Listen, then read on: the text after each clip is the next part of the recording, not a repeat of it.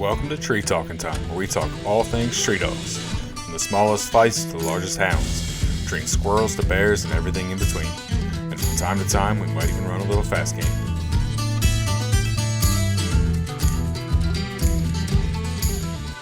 Welcome back, everyone. In this episode, I got Rex Bowers on the phone, and just like some of my other podcast guests, I sprung a podcast on him. Don't worry, he didn't miss a beat, and he talks all about the history of the American leopard cur. I titled this episode 60 Years with American Curs because that's the title of the article Rex has been submitting to Foolcry for the last few months, and it's a great source of information as well. Like always, thanks to my patrons for supporting me. All right, Rex, I just wanted to talk about some leopards. Okay. I don't know, I like the history. Okay. I'll try and help you. I don't know if I can. I think if I'm qualified to give you the you are information absolutely the most qualified I think there is to talk about leopards that's alive today. Well, I'm not that old.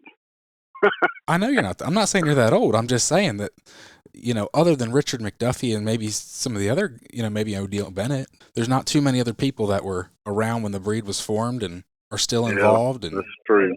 So it's true. It's kind of days gone by in a lot of ways, but I've not been involved with any of the hunts or kept up with who's breeding what or anything in quite a few years. Oh, I follow all the current stuff. That's not important. Anybody can find that out. The history and stuff is what I'm interested in.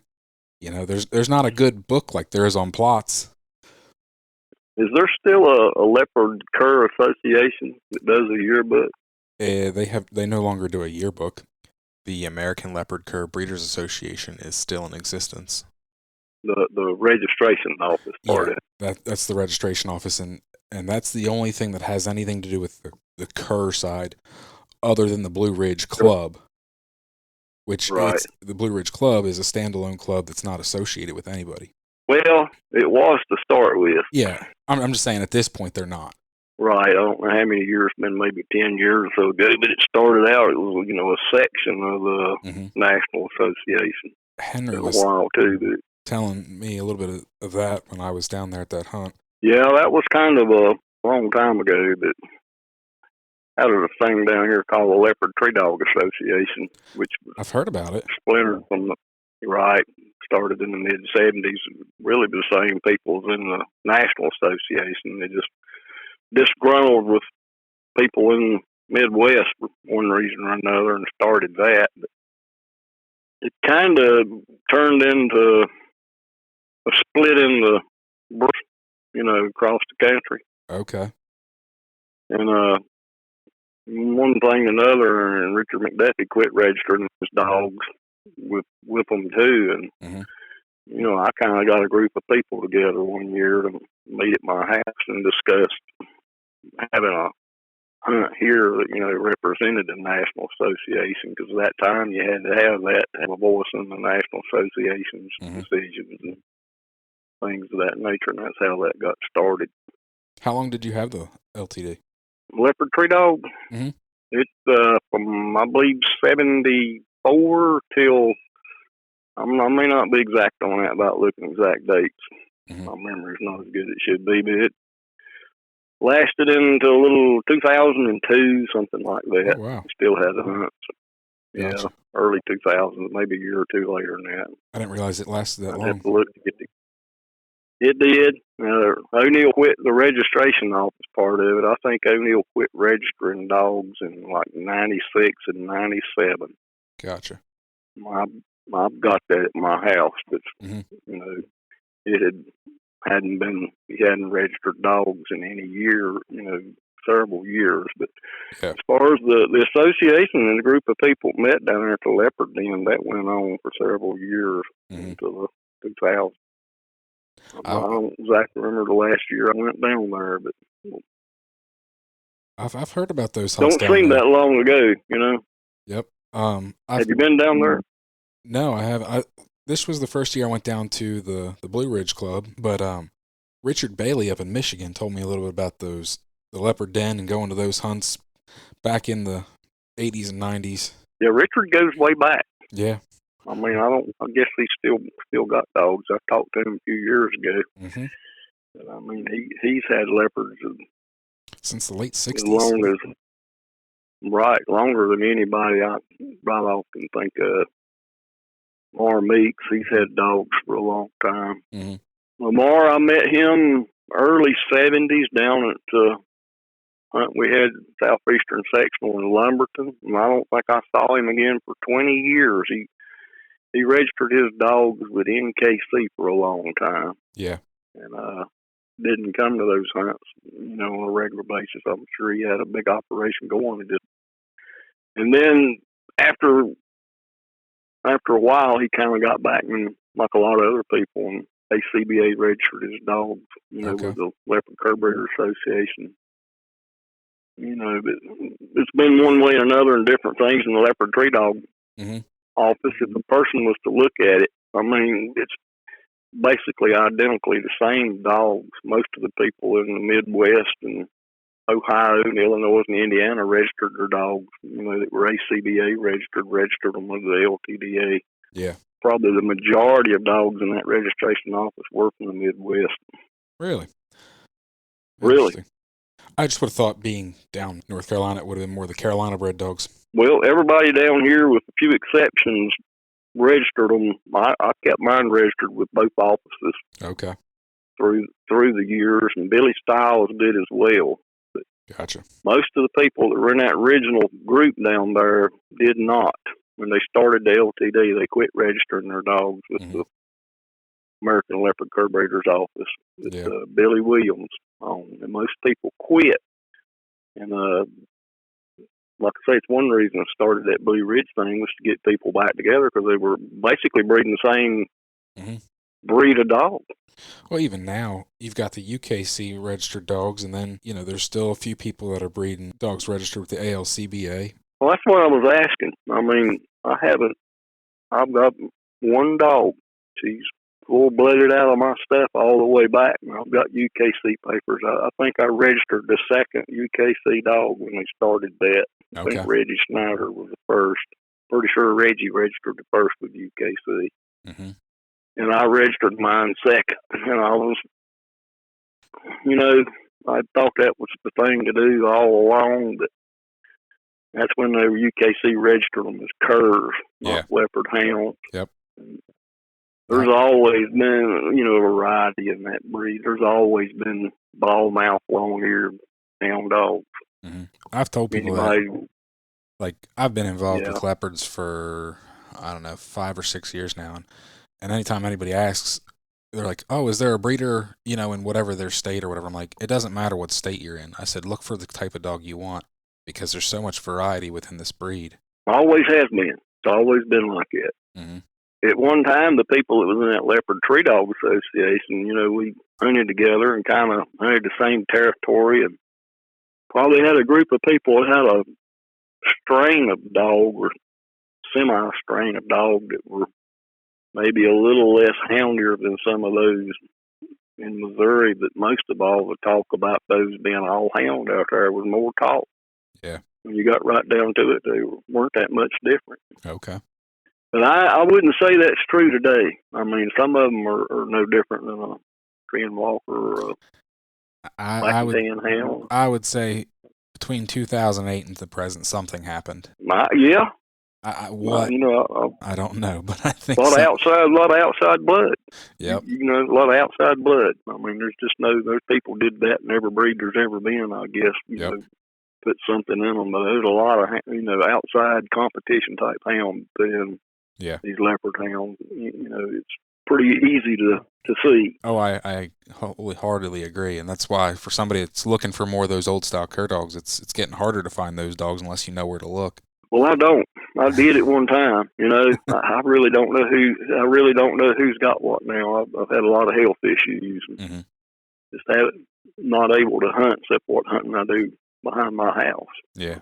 I go to the woods in the wintertime every day, right out my back door. Mm-hmm. I've got a coon dog, and I've got one coon dog, and I've got one fox dog. Okay. My leopard cur, she's getting old, but when I turn her loose, probably 5 mornings a week, she goes and runs rabbits to stay in shape. But she's a hard tree dog. Okay. If she sees I'm going to look for a coon, she'll go get treed. And she goes back to all your stock? Yeah, she's full-blooded. Okay. Dutchman Creek for generations. Mm-hmm. Out of the last female I had, I raised pups and a Wayne Hensley male. Okay. Just a couple generations back to. Yep. I hunt with Wayne, right here. and I actually bred a female to one of Wayne's males, and so I've seen some of his papers, and everything in his kennel pretty much goes back to your stock with a very few outcrosses. I think he might have bred to one of Brandon Thompson's dogs. Yep. That's the only outcross he's made, and then his Mike dog that he has now is out of a male from John Miles, but John Miles' stock all goes back to Brandon's, and then actually the female that I took and bred was from Brandon as well. So the only 3 outcrosses that have ever been made into his line have all been on like Glade Creek stock. Yeah, I hunted with Wayne's brother, Lewis Hensley. He was one of the very first leopard cur breeders. Yep. In the early 60s. I had litter mate to Nimrod and had a dog called Calico that come originally from Ross Porter in Iowa through Dan Reeves, and then they kind of got out of it and met Wayne, and I kind of had it determined that I was going to let Wayne have the best of whatever I had, because I knew his brother and got to know him, and let him have the best that I had.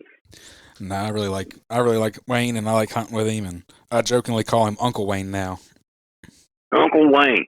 Yep. I tell you what, I haven't talked to Wayne. I haven't talked to Brandon. I just had a lot of things going on other than coon hunting and coon dogs, and just haven't kept in touch with the leopard cur world. But I understand. I'm not that far from Wayne. I'm about maybe 2 hours, 2.5 hours. Okay, I thought it was a little further than that. Now, you've had leopards, like you said, the Dutchman Creek line of dogs for a long time. Where did you get your start in leopards? I believe I got a dog out of O'Neill Bennett's Buck and Black Gal. I put her pictures in full cry. I did see that now that you mentioned it. Yep. I've enjoyed your recent articles that you've been putting in there. I've got a lot of old pictures. I'm not on the internet. I think I had the first cur website ever put up. But I never did nothing with it and got out of it. But I've got a lot of. Richard McDuffie let me copy his photo album. Okay. It had been That's in awesome. 1995 when I had that first Blue Ridge hunt. I copied every photograph that he had. But, and for years I didn't, this might sound bad, but a lot of people would like to have them for wrong reasons. I hope that doesn't sound bad. But, no. But anyway, I thought, if I don't share them somewhere with somebody, I'll pass away and it'll just be in boxes in here in my house. So I thought I'd put some of those photos out there and tell a little bit. No, I've really enjoyed those articles. But I got my first dog. It was out of, I didn't get him from O'Neill. I got him from a man by the name of Bruno Warlow. It was just a dog trader. But James Myers owned him when I first hunted with him. Okay. And I had a couple other leopard curs. And James lived in Salisbury. But and a fellow that I hunted dogs for, I'm just a young boy at the time, didn't have any money or anything, but told me that he knew a dog trader that had 2 leopard curs, just like the ones I talked about. So we went to see this man, and sure enough, he did have them. Nice. And Daddy bought me a Ranger for my birthday. I guess I was 14 years old. Okay. You were young. And I grew up around dogs. I'd had beagles and grade hounds and, tree dogs. I've been around dogs since I was big enough to breathe. That's the first, and he was a pretty powerful coon dog. Was then, still is in my mind now. I've not seen many in all these years. I think it was better than him. I mean, he was just a lot of those dogs. I look back at it, and and knew a lot of people tried to breed and improve on those first dogs, and I don't know. I've seen dogs that were more suitable for the hunting that territory we have, and I've seen dogs, I'm sure, that would win competition hunts and maybe look better one way or another, but I've not seen better dogs as far as treeing a lot of coons and getting the job done than I did the first few years I was acquainted with them. You're not the only person that I've heard that from. I've heard that from quite a few old-timers that have had these dogs for 30-plus years that have said there were some better dogs back then. Oh, they were extraordinary dogs. Extraordinary dogs. I believe the first ones I ever hunted with and went to Lumberton were Noah Leggett's. Okay. Wayne Rogers. And my Ranger dog, I mean, the people that had coon dogs around here, the hounds, and they weren't just all country coon dogs. They were Grand Night champion, Plots and Walkers. But I mean, my dog didn't take a back seat to none of them, but he sure didn't outrun those down there. Of course, they wasn't used to hunting in swamp country, but everybody down there, just due to the terrain, hunt right off the tailgate, which we don't do around here. You've seen this country here. It's, hills and hollers and miles between bridges and just walking it. But not that way down there. But, that country down there demand, to have a dog that hunt hard and wide like that. And, there's a lot less coon in a lot of country back then. Had to have a lot of go in a dog. I tell people for the first 3 generations, I bred dogs to hunt harder and wider, and then I spent the rest of my life trying to come up with dogs that handled and hunted closer. That's funny. And I guess now we got all this technology, you can go back to, you can train any kind of dog to hunt any way you want. Yeah, that's just funny how... What do you have? You say you got Wayne's? You got dogs out of Wayne's dogs? I've got 2 females from Brandon, and then I bred a female to one of Wayne's males. So I've got a female pup out of that. And where do you live at? I live in Pennsylvania. I used to go to Pennsylvania every fall and hunt for a week. Where'd you hunt up here? Around Lebanon. Man owned a furniture business up there by the name of Bob Hoke.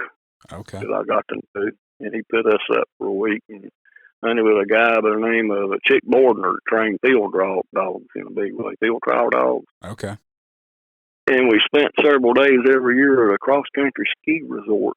Maybe a couple hours from Lebanon, a place called Eaglesmere. You know where that might be? I know where Lebanon is. That ski resort's a pretty good little trip from Lebanon. We hunted all around there, too, on those national forests or state forests, I guess they were. Yeah, we have a There's a lot of big timber, big timber, compared to what we got here. But we went to that ski resort and stayed in this man's lodge, a cross-country ski resort, and hunted all over his cross-country ski trails. Nice. Yeah, he had a big, lodge right on the mountaintop, and horse stables. Of course, they had trail riding and everything else there. But he was good friends with, Bob, so he put us up every year. But that's some of the best coon hunting I've ever done in my life. We'd tree 15, 20 coon every night. Of course, we'd hunt all night to do it. But some of the best coon hunting I've ever done was in Pennsylvania. I'm down here in a corner where there's a ton of people, so you'd have to jump. Yeah. You're either treeing a lot of, pop-up coon right along the edge of fields, or you'd be hunting a lot of different spots in order to tree that many coons in one night, right here by my house. Well, we went, now where Bob lived, right, his house bordered a state forest. Mm-hmm. It's kind of on a little mountain range right there east of Lebanon. Yep. And you could hunt as long as you wanted to hunt back there in that timber. Oh, yeah. I mean, the rest of the state. We hunted some around Hershey. Okay. We hunted some cornfield country down around Hershey and treated a lot of coons down there. But the best hunting we done was up next to the Blue Mountain, as they call it. I don't know if that's actually the Blue Ridge or not. It would be cornfields and farmland, and when you got up in the timberline, it was all forest. Mm-hmm. And Chick Bordner, they didn't shoot a coon. He clumb up in those trees with a pistol to shoot the coons or either shake them out. He was a real tree climber. He always lit a cigar and smoked it when he went up in the tree. These people were real coon hunters. I mean, they didn't 3-hour hunt or something. I take a lot of short hunts. Yeah. All my life. But now those guys, I mean, we'd hunt till it was daylight every night. Mm-hmm. That's awesome. We really did tree the coons. May not be that way now. That's been early 80s, I guess I did that. Like I said, I think the biggest problem is just the land's not there like it used to be. There's a lot of people moved out from cities, so even Lebanon, it's pretty grown up around there, and there's still farms up there, don't get me wrong, but nothing like there used to be. Well, it's just all messed up down here. I had 15, 20 places I could be to in a few minutes and hunt.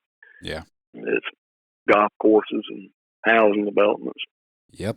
Just everywhere. And, a mile or two of me everywhere. And I live on land, been in my family for 4 generations, and that's all chopped up and sold off, and neighbors that don't even know, Yep. Nah, it's everywhere. If I didn't live right here on the creek, the creek's, just right in my backyard, a couple hundred yards, and you can still go out the back door here at my house and hunt. But all the land around here's changed hands and developed. It changes hunting, that's for sure.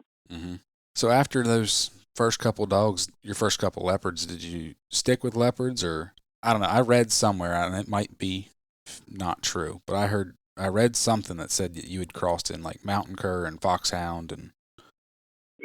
Well, I have. Okay.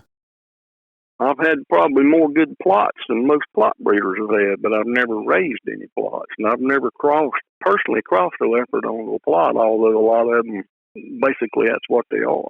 I have an accident one of those. There's nothing wrong with that. I've let a lot of bear hunters. Most of the dogs I sold for many years were the bear hunters. Mm-hmm. They get half the litter when they come, and a lot of them had plot bear dogs. Mm-hmm. And, bear hunters really like those leopards because they could run all day every day and they didn't tire their feet up. Yeah. A lot of people don't understand that, but unless you do that, you can't. Plus they're enough of a running dog that can run, mm-hmm. and they're enough of a bay dog to make good bear dogs. Not suicidal, gritty. Most of them are not. But I guess the mountain cur cross that people now. If you've looked at those articles I wrote in Full Cry, I put the pictures in there of two dogs Richard McDuffie had called Curly and Steady. Mm-hmm. And Richard got those two dogs from Dewey Ledbetter. Okay. There's pure Ledbetter mountain curs, could exist. Mm-hmm.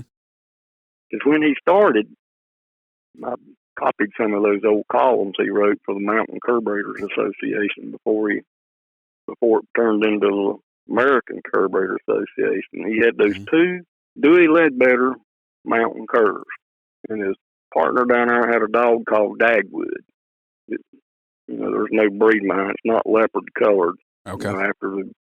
It's in the history of leopard curs and in the pedigree of especially the leopard curs around here. It's in my breeding for sure. Mm-hmm. But and the first cross that Richard made, to my knowledge, before he got Nimrod and Elrod and Jezebel and Flicka, they bred that Dagwood dog to that Dewey Ledbetter mountain cur. Okay. To study. And that's where Leggett's Caroline come from. It's in the pedigree of all of my leopards and Wayne Hensley's leopards and anybody, all the modern day McDuffie strain leopards, all of them trace back through my Sam and my Cleo dog. Yep.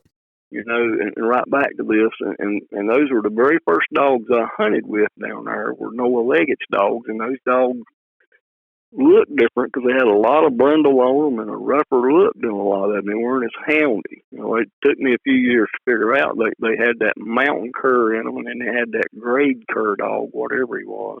Mm-hmm. It looked like he might have been part plot, maybe a little bit of shepherd or retriever, or who knows.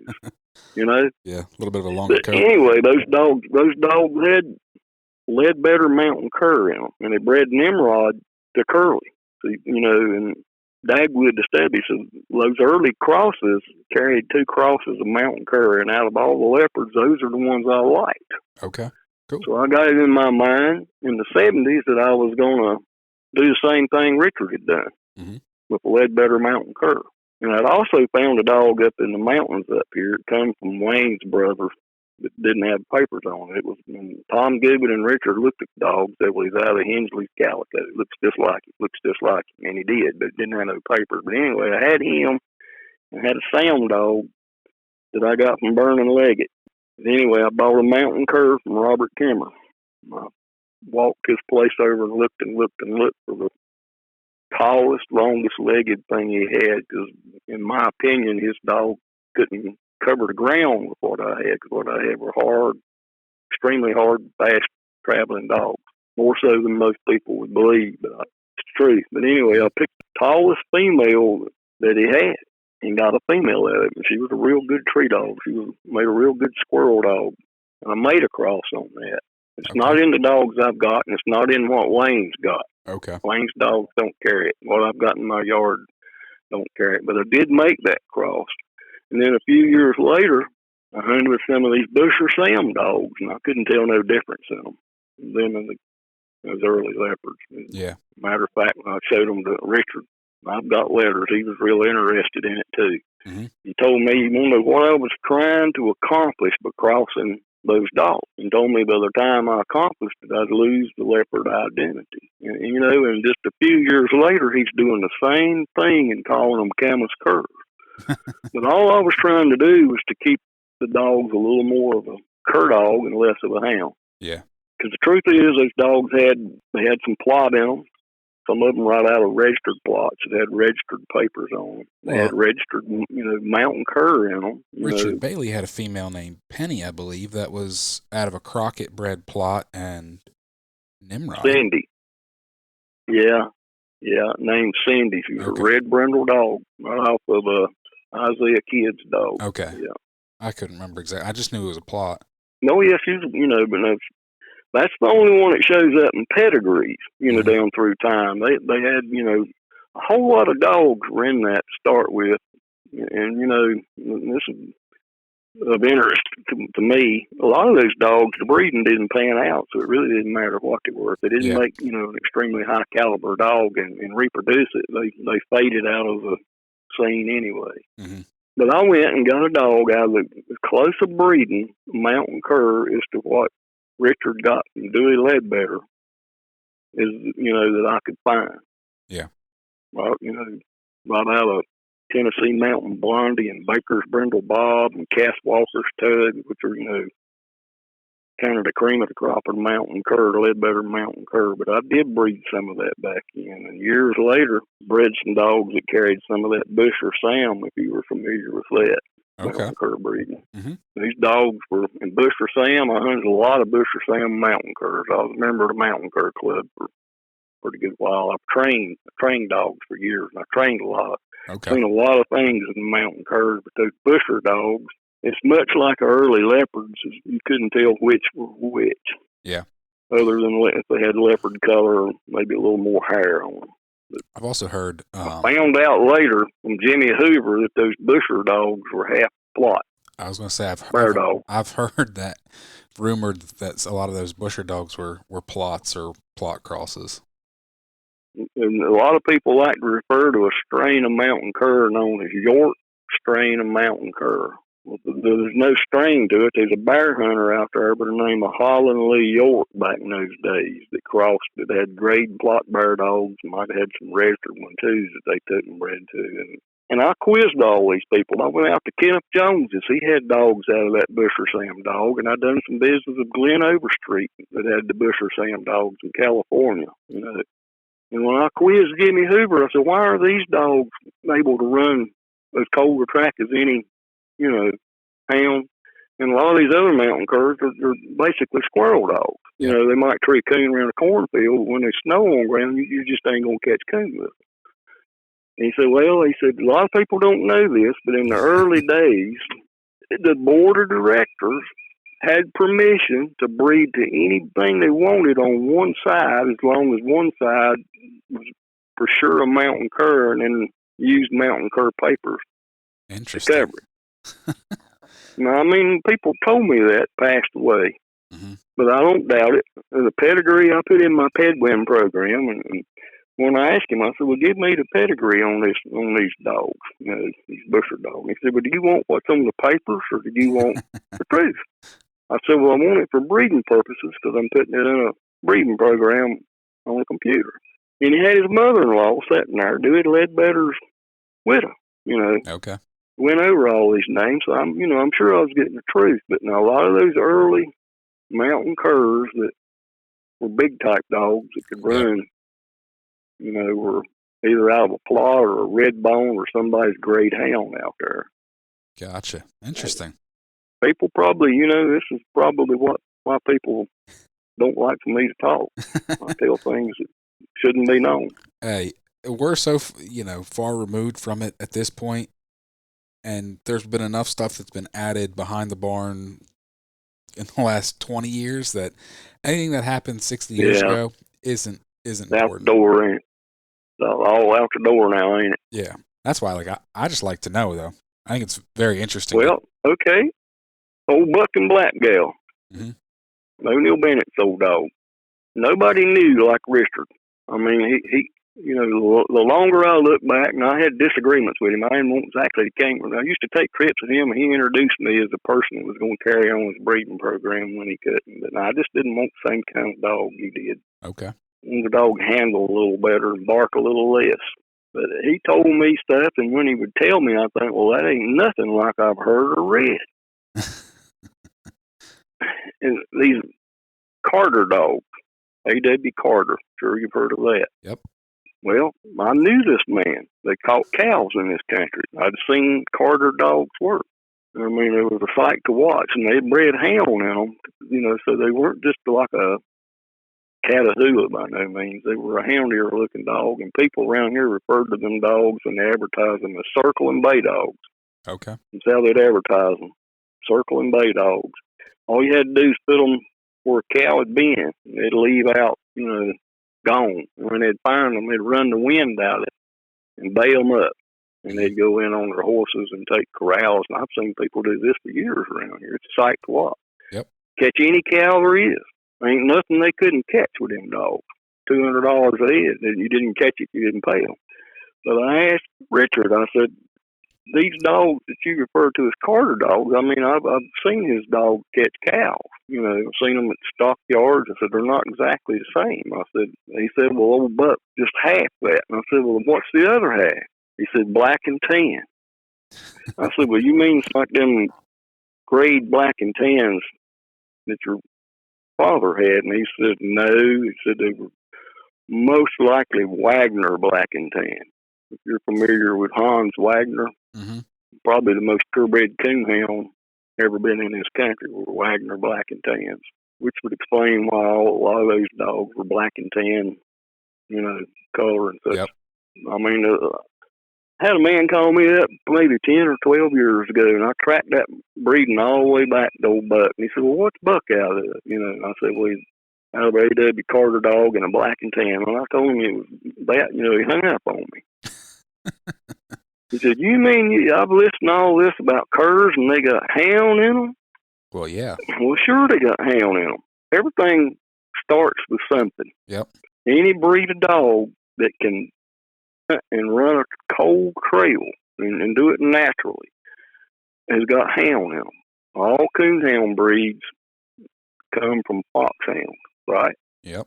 I mean, or bloodhound, one of the two. There's no other source. Foxhounds are like 49% bloodhound and 51% greyhound. Right? Never heard that. American foxhounds. Sure. This is all documented. The purest hound in this. Well, foxhounds are, you can track them back pedigree for hundreds of years. They're a purebred dog, but foxhounds in Europe derive from crossing greyhounds onto scent hounds. Okay. And coonhounds in America either come down from black and tan, the old black and tan, like a bloodhound type dog, or either that or the foxhounds that were imported over here, like the brookhounds. All stuff's out there, but I mean, most of the coonhounds in this country are what people call pot liquor. Had a little of this and that and the other, and didn't have no papers on them. Yeah. And tree and walkers and plots and all that stuff, came into being not too awful many years ago. Exactly. And so leopard curs were not too far behind, but they got a lot of hound in them. I'm getting off track here on you, I'm sure. That's all right. Probably not what you'd want to put on a podcast if they got a lot of hound in them to start with. I don't care if you don't care. Oh, I mean, I've always been, I've had a lot of people through the years, so I wouldn't have none of that Dutchman Creek breeding in it. He talks about having mountain cur in them. Well, then they may as well say he wouldn't have nothing Rick Heppy ever had. Exactly. Because his first litters were out of a, brindle mountain cur. No, and I mean, I didn't. The leopard wasn't a purebred dog, so I mean, what were you going to cross? What were you going to cross these dogs to? You had to cross them to something. Sure. So, and what do you think cur dogs throughout the South were? They were all mixed up hound crosses. Yeah. Hounds, bird dogs, stock dogs. Collie and shepherd, bulldog, just a little of that and the other. Bred on to, first hounds, like I say, were, foxhounds evolved into coonhound. And probably some of the earliest curs And that country down there, eastern North Carolina, is bobcat and gray fox hunting heaven. Has been for 100 years. All them early coon hunters and all them leopard breeders down there probably done more bobcat hunting than they did coon hunting. Okay. And people down there that, I got to know July breeders. And a lot of them old Julys that them people bred to hunt down the eastern part of the state. People see them, they'd swear there's a leopard cur. Swear to it. They had more hair, more of them leopard colored. If they'd been bred for 100 years to run gray fox and bobcat in that dense brush down there, to breed a smaller dog and a daytime hunting dog, not what you'd run red fox with, or not what you'd run, in a field trial type. But, yeah. I got to know some gentlemen that had those dogs 60, 70 years, and their father had before them, and just common sense tells me those dogs got some of that in them. I've had them. People come to my house and swear I had some old leopard blood there. I'm keeping a secret. I say no, they're red Julys, pedigree on them. But I know, and I did make a cross or two on that. And it was a good thing. Okay. Real good thing. Mm-hmm. Real good thing. That was not real long ago. That's 25 years ago, I guess. But okay. The biggest mystery in that breed is where Richard got Nimrod and his litter mates in it. So the story of going to Mexico is not legit? Well, I've got handwritten letters from Richard. I've got handwritten letter from a man by the name of V.T. Williams, Cowboy Williams, lived in Texas. That Richard got them from Boy Williams.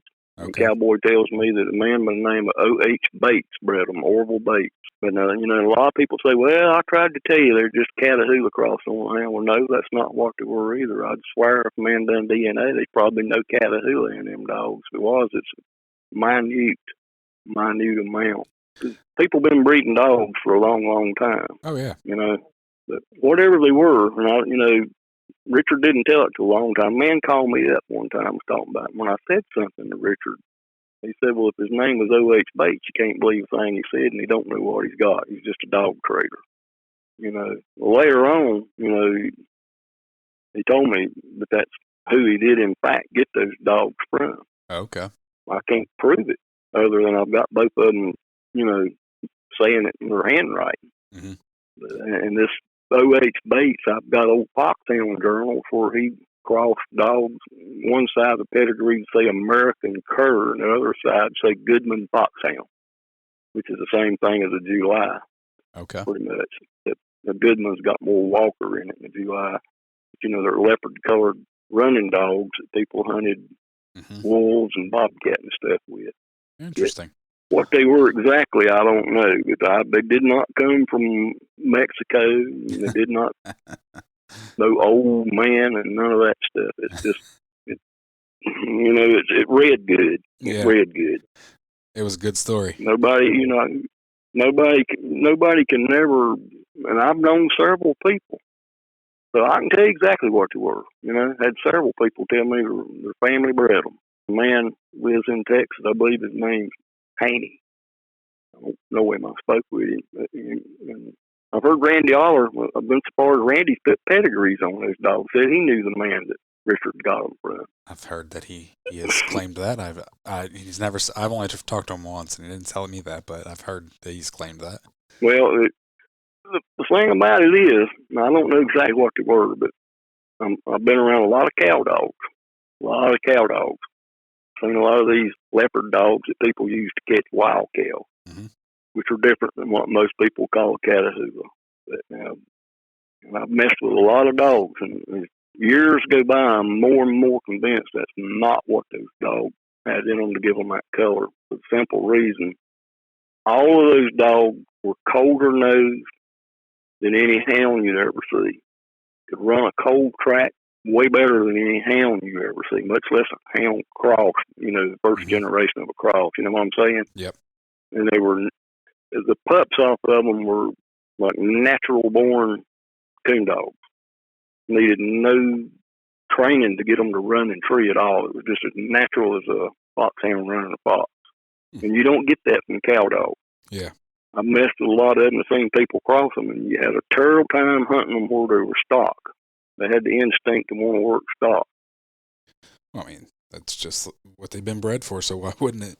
Sure, but no, those Nimrod dogs were, they were not that way. Yeah. They were not. They were as natural they were as natural born a coon dog as the best treeing walkers in this country are today. Okay. And after a lifetime of messing with dogs, that wasn't something that just happened. Somebody had been breeding those dogs for a very long time. Yeah. And it just didn't just Cowboy Williams and Orville Bates shipped dogs all over the United States in the 50s and 60s. You know what I'm saying? Mm-hmm. So, I mean, they were in a position to see and get a hold of dogs very few people were. I mean, they made a living at it. Yeah. Made a living at it. Now, I can't tell exactly what they were, but I'm absolutely positive they were not Catahoulas. I'm absolutely positive of that. That's a very common thought on leopards, even today. People are still like, oh, it's a Catahoula, or it's a Catahoula hound cross, or... Yeah. Well, I've seen some, and no doubt some been put in them through the years, and no doubt some do. Some of the earliest dogs, like Hoosier Buck, come from Dan Reeves. I believe this dog come into the breed in 1961. I mean, he was older than Nimrod and those dogs. Okay. Richard got him from Dan Reeves, and Dan Reeves got him from Ross Porter in Iowa. Okay. Ross Porter, probably the oldest leopard breeder you can point a finger at and say there's a man that bred them for many years prior to registration office.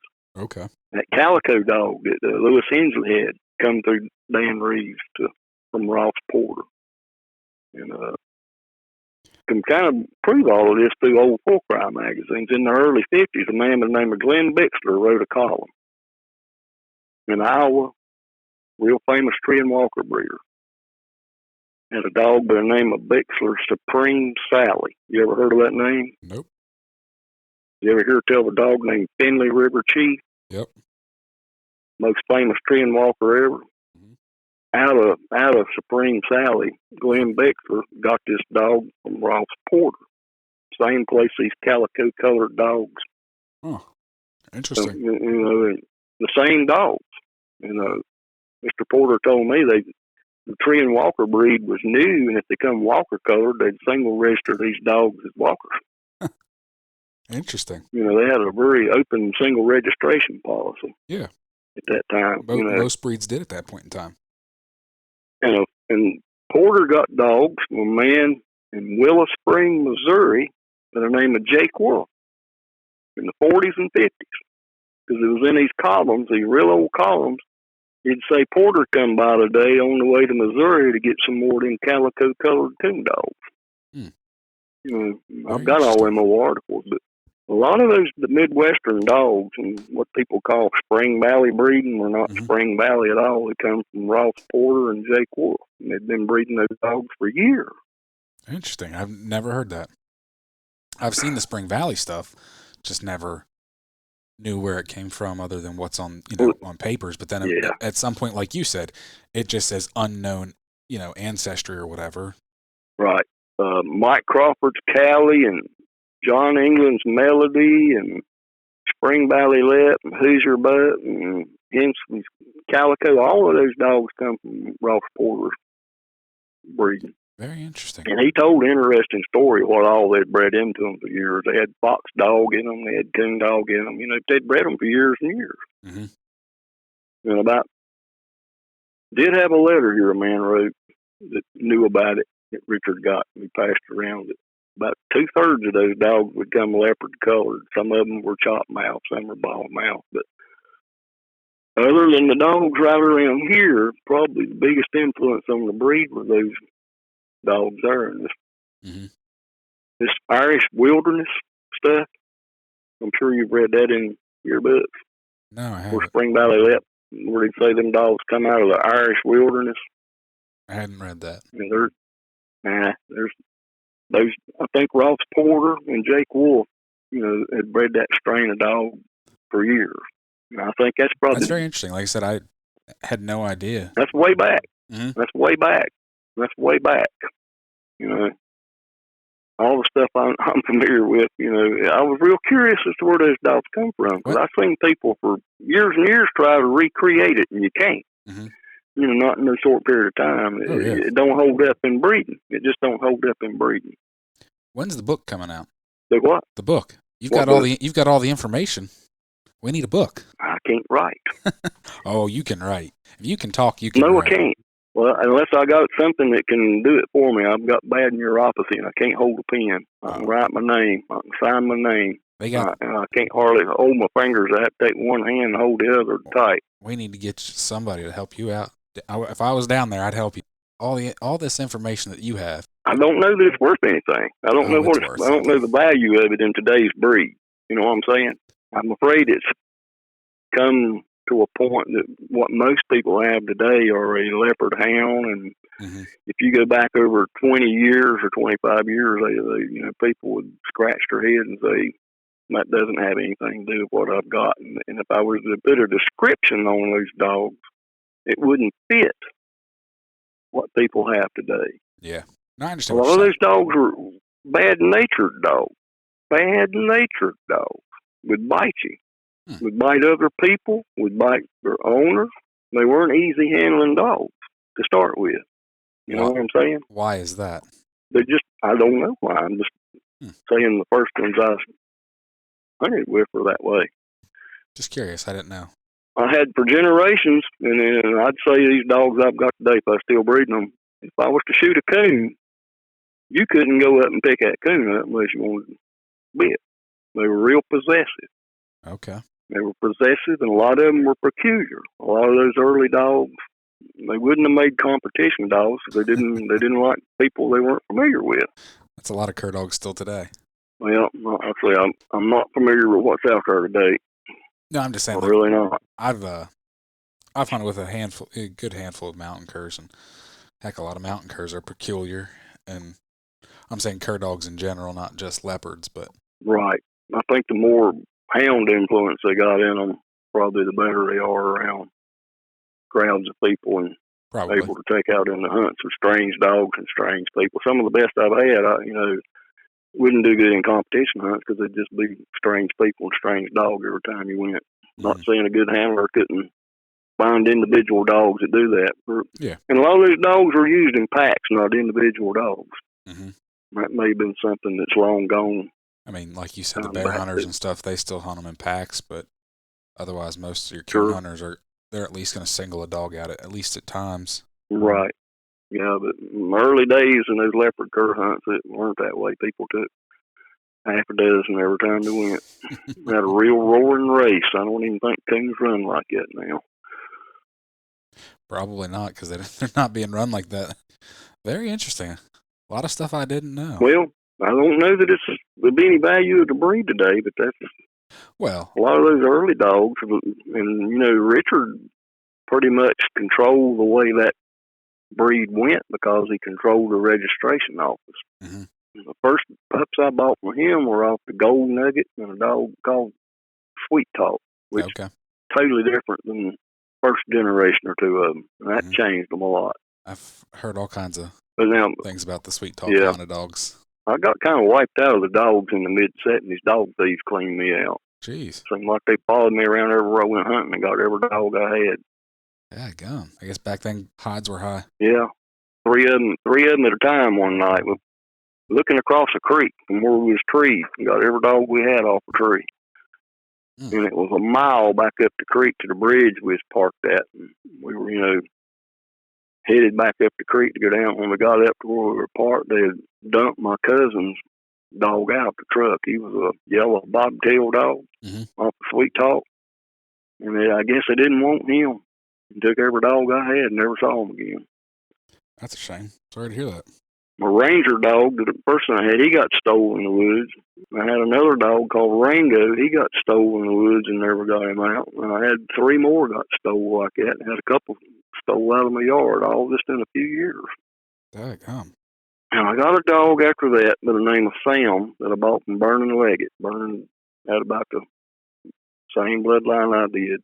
Out of Nimrod, Elrod. I would say Sam is probably one of your most well-known dogs, at least from my... Sam? Yeah. Yeah, he's. I guess if he had it in one of these programs that run as a stud dog, he'd probably have a big influence on the breed of any dog from this part of the country. Because everybody eventually breeding, went back to him. He was a real coon dog. He was a good coon dog. I was worried about him when he was young. I didn't think he'd keep up with the Tigger dog I had. Okay. That I got in the mountains. He was he not as tall? Or? Extremely fast. Well, no, Sam was not quite as tall. Tigger wasn't a big dog, but I bought him where he was trained up on 4,000-foot mountains. Oh, okay.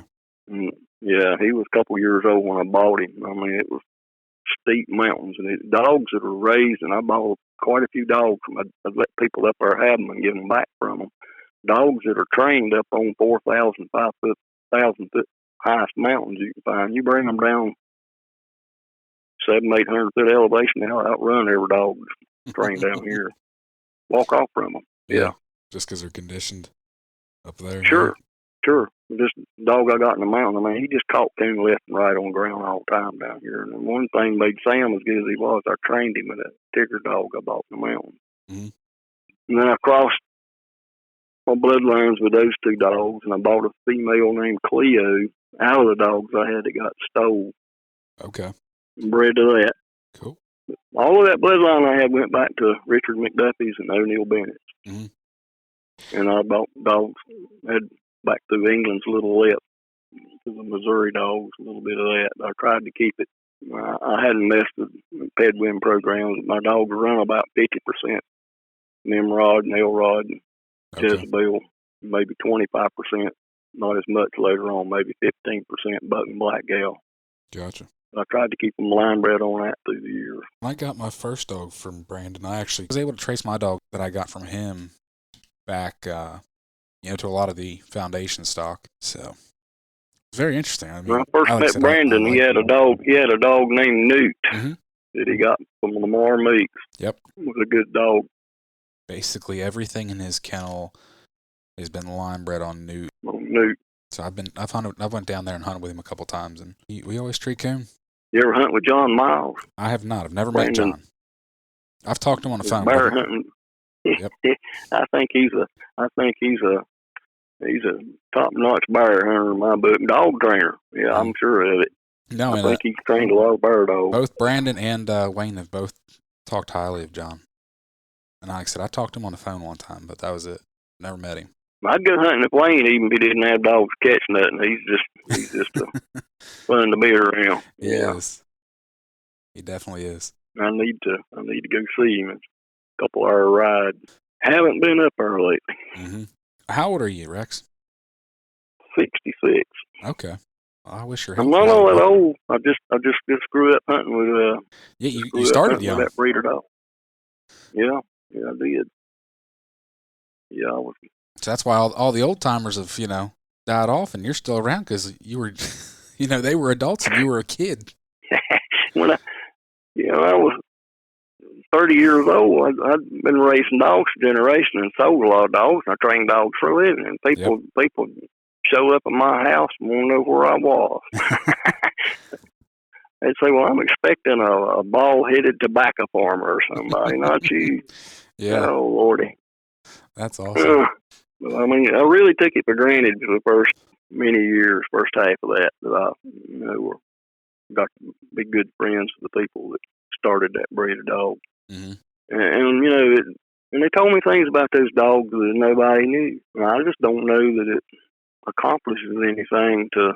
Maybe it sounds better to say they come over from Spain and Hernando de Soto or purebred somewhere, like.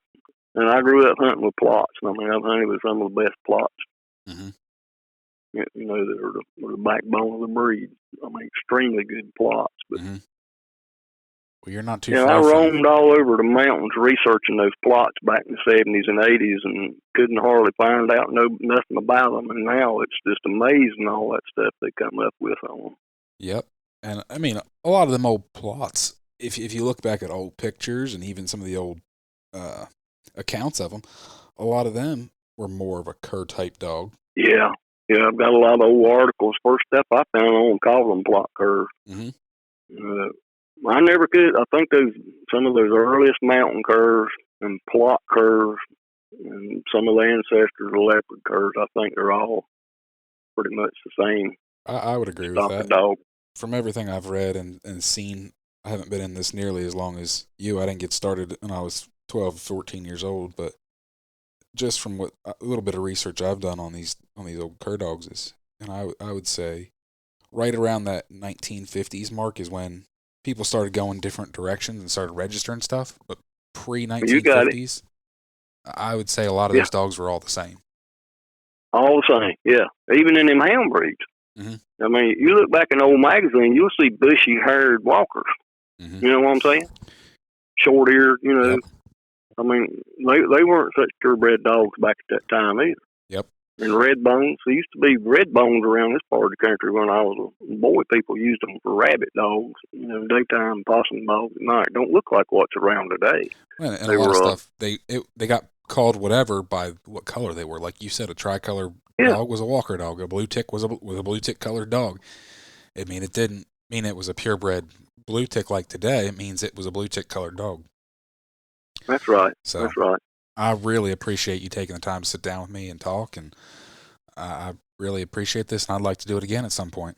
Well, I'll be glad to give you some facts on, you know, I've got stuff wrote down. I probably couldn't remember off the top of my head. I've collected that stuff all my life. But so thank you very much, Rex. I appreciate you calling. Write me a letter sometime. I'll try to write you one back. Sounds good. Right, thank you. You can find me on Facebook and Instagram at Tree Talking Media. And until next time, keep them talking in the timber.